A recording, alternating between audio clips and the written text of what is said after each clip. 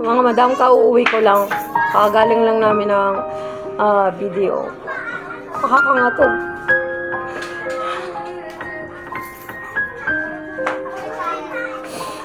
Nakakainis eh. Pinaghirapan ko, ganun-ganun lang. Tapos sasabihin lang nila, iimbestigahan lang. Mga madam, wala mo na magsisend sa video namin kasi nahack po yung account. Yung account namin. Kasing limas talaga. Wala talaga silang iniwan. 223 yung iniwan nila dun sa bangko namin. Kauuwi ko lang. Yung sa may mga order, saglit lang mga madam. Ayusin ko yan. Payapan. Nakakasama lang ng sakit ng loob ko eh. Kasi pinaghirapan namin yun. Pinagpaguran ko yun ng ilang linggo. Tapos ganun-ganun lang mawawala sa video. Wala namang OTP. Walang OTP.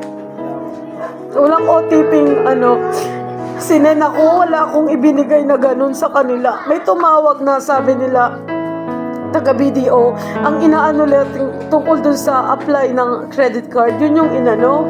Tapos, meron silang hiningi din dun sa ATM ko, pero wala silang hiningi na yung username, password, walang ganun.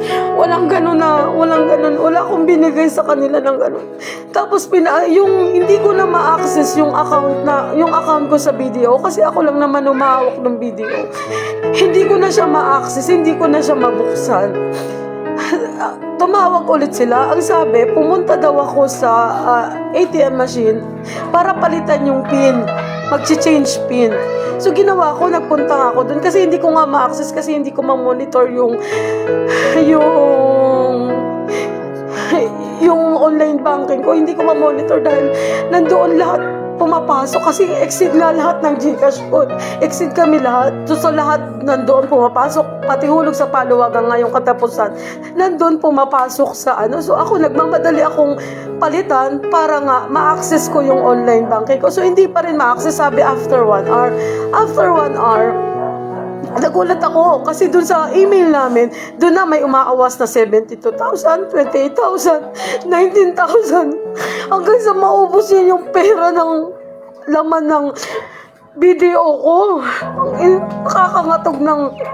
Nakakagatog kasi ng laman eh. Kasi yung pinaghirapan ko, yung puyat ko, nandoon. Tapos ganun-ganun lang.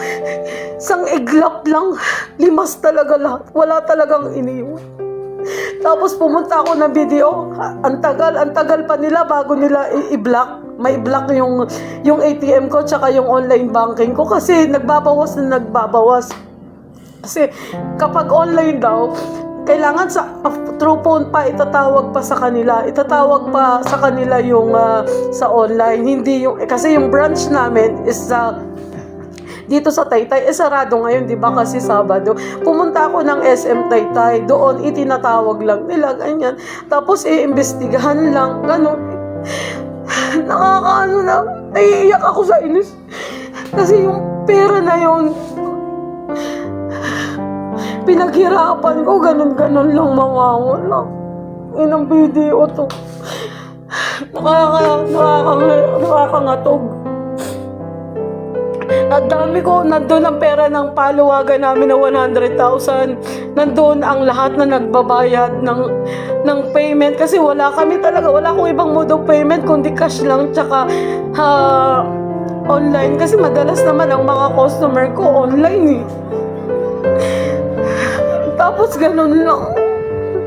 I-stress.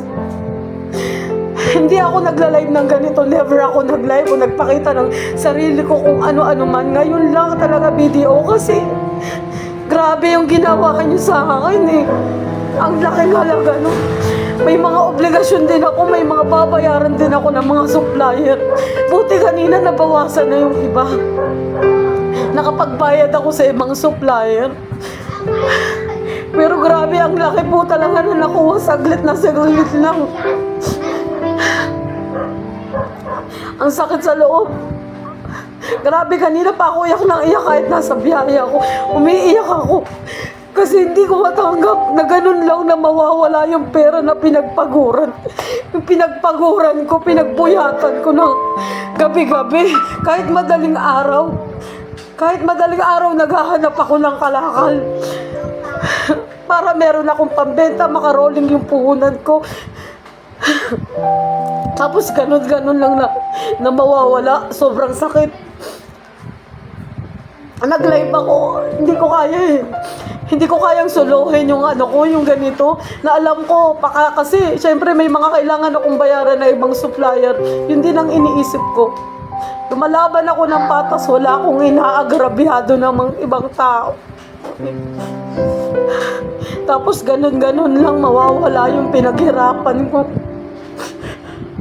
Kanina pa, mula nung pumapasok lahat sa email na nagbabawas, nangangatog na ako na tumakbo kami kasi walang ibang open na video, kundi ang SM Taytay lang. Dito sa amin, ang traffic pa. Makatakbo ako, grabe. Pagdating namin, wala na eh. Limas na talaga nila lahat. Unang transaction, ang lalaki na, merong mga GPay, hindi ko alam kung ano yun. Na-link nila yung account namin sa iba, tapos yun, binayaran nila. Merong may mga number lang na mobile. Hindi ko alam kung GCash o Paymaya yung mga yun. Na-isend na agad talaga nila. Delikado ang online banking. Ngayon ko lang na grabe, naranasan ko ang laking halaga nung nawala sa ilang minuto na yun. Ang sakit lang sa loob kasi pinagpaguran ko yun.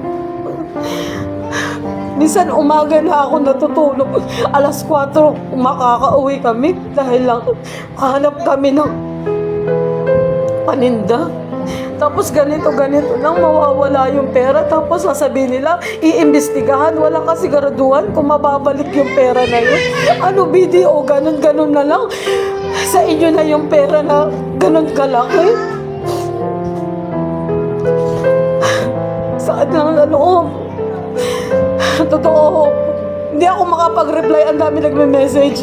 Hindi ko po ma-replyan isa-isa kasi kanina nasa video ako. Nasa SM kami. Inaayos namin. Tapos ang tagal pa sumagot sa telepono ng mga tawag doon, yung mga officer nila sa online. Ganun lang. Tapos iimbestigahan pa 5 to 10 days working yung pag-iimbestiga nila. Pero walang kasiguraduhan kung maibabalik nila yung pera na nakuha dun sa account namin. Kasi ang inaano ko, wala naman akong binigay ng OTP, wala naman akong binigay ng username tsaka password. Yung ATM nasa amin. Yung online nasa akin, kaya lang yung online nga, after nung hindi ko na ma-access, hindi ko siya ma-access. Yun pala, meron na siguro, yun na, sila na yung nag-a-access ng ganun. Tapos, wala na, ote-ote. Kung kanino na nila pinagsisend yung pera. Sakit sa kalooban. Hindi ako nagaganito. First time kong ginawa na magganito kasi ang sama ng loob ko.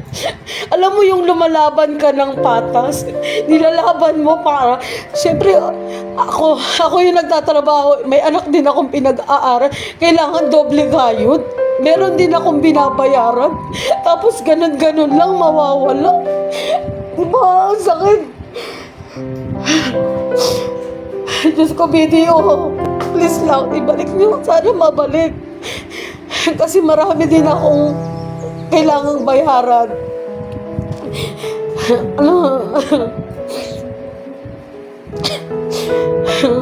Hindi, yung mga message hindi ko pa pumamasa. Pasensya na. Yung mga may booking, mamaya po ayusin ko lahat. Lalo yung sa Bacolod, saglit lang mo yung sa Bacolod, nandito yung items, yung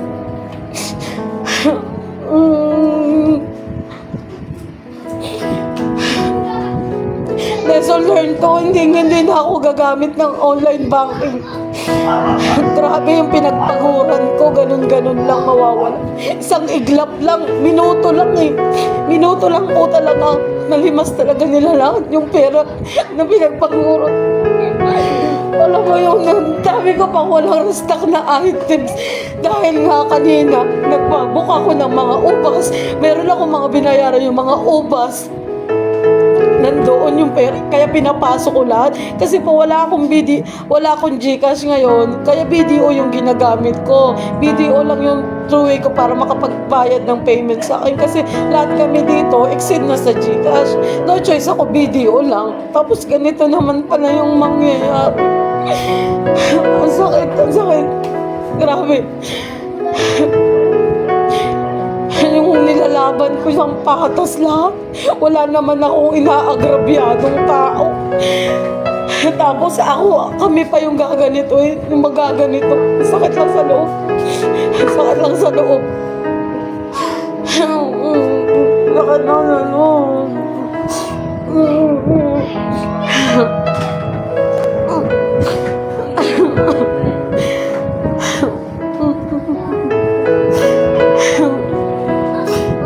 Kasi meron talaga kaming yung sa BPI, yun yung ginagamit ko talaga mataas. Kaya lang mahirap kasi gamitin si BPI kasi si BPI may OTP pa, kailangan magte-text pa sa SIM mo. Mas maganda pa pala yun kaysa dito kay BDO na wala na, mabilis nga gamitin.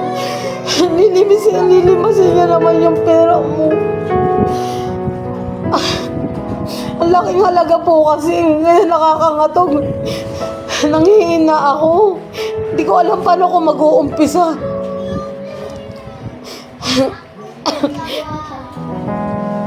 Sana maibalik ng video.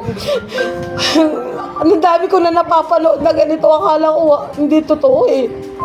Ngayon kami po nakaranas. Grabe yung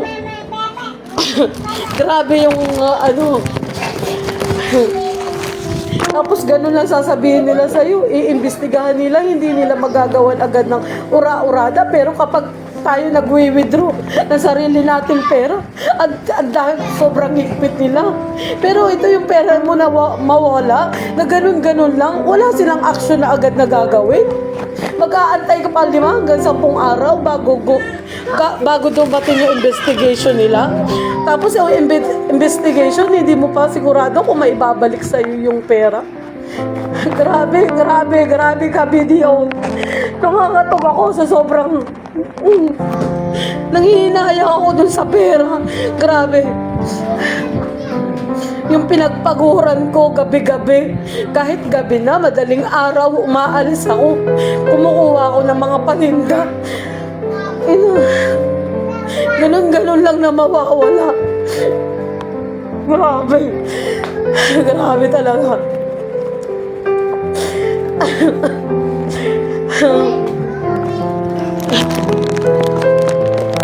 Mga madam, pasensya na doon sa mga hindi ko nare-replyan kasi kanina wala talaga ako. Tumakbo ako ng SM Taytay para maayos sana. Kaya lang, nung na-block na nila yung online namin tsaka yung sa ATM, wala na, nalimas na talaga. 223 lang. Tangina, 223 yung iniwan.